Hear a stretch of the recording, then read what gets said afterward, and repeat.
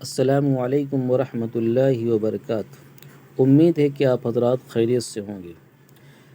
ایک فقیر کا اخلاص اور اس کی سوچ۔ دہلی کی جامع مسجد میں ایک انگریز نقاشی کا کام دیکھنے کے لیے آیا۔ وہ نقاشی کے فن میں بڑا ماہر تھا۔ جب وہ مسجد کی سیڑھیاں چڑھ رہا تھا تو ایک مسلمان فقیر جو اپاہج تھا اس کے پاس آیا اور کہنے لگا، جی مجھے کچھ دو، میں غریب ہوں۔ اس نے جیب میں سے اپنا بٹوا نکالا اور اسے کچھ پیسے دے دیے۔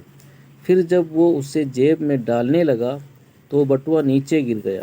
اسے پتہ ہی نہ چلا۔ یہ اوپر گیا۔ مسجد دیکھی اور نقاشی کے کام کو دیکھ کر کے اس کو بڑی حیرت ہوئی۔ گھر پہنچ کر اس نے اپنی بیوی کو بتایا کہ دہلی کی جامع مسجد میں بہت ہی خوبصورت نقاشی کا کام کیا گیا ہے، وہ بہت ہی شاندار ہے۔ اس کی بیوی بھی اس شعبے سے تعلیم یافتہ تھی، لہٰذا اس نے کہا، اچھا اگلے اتوار کو مجھے بھی لے جانا، میں بھی جا کر دیکھوں گی۔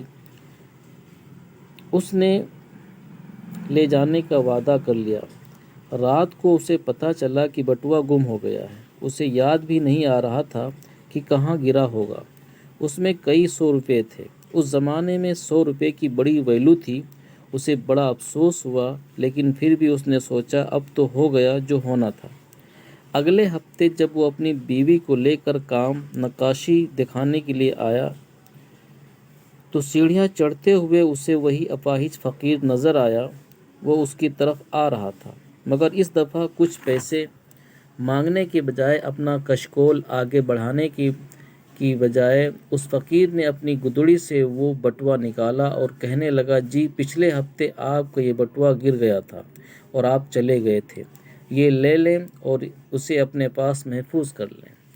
اس نے جب اپنا بٹوا لیا اور دیکھا تو اس میں کاغذات بھی پورے تھے اور پیسے بھی پورے تھے۔ اسے بڑی حیرت ہوئی کہ یہ مانگنے والا فقیر جو ایک ایک روپے کو ترستا ہے اور اس میں سینکڑوں روپے تھے، اگر یہ چپ کر جاتا تو مجھے پتہ بھی نہ چلتا کہ پیسے کہاں ہیں۔ اس نے آخر اس کو کیوں نہ رکھا؟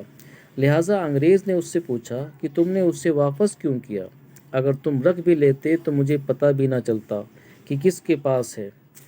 آگے سے فقیر یہ جواب دیتا ہے کہ میرے ذہن میں یہ خیال تو آیا تھا کہ رکھ لوں، پھر ایک اور خیال آ گیا جس کی وجہ سے میں نے سوچا کہ میں آپ کو ڈھونڈوں گا اور آپ کو واپس کر دوں گا۔ انگریز نے پوچھا، کیا خیال آیا تھا؟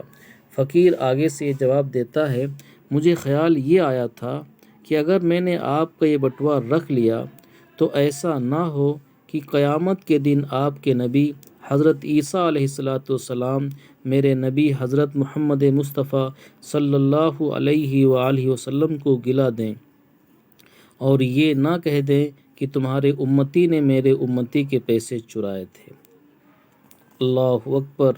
مانگنے والے فقیروں کی یہ سوچ ایسی تھی۔ یہ تعلیم کس نے دی؟ یہ دین اسلام نے دی۔ یہ سوچ تو ایک نوجوان کی تھی۔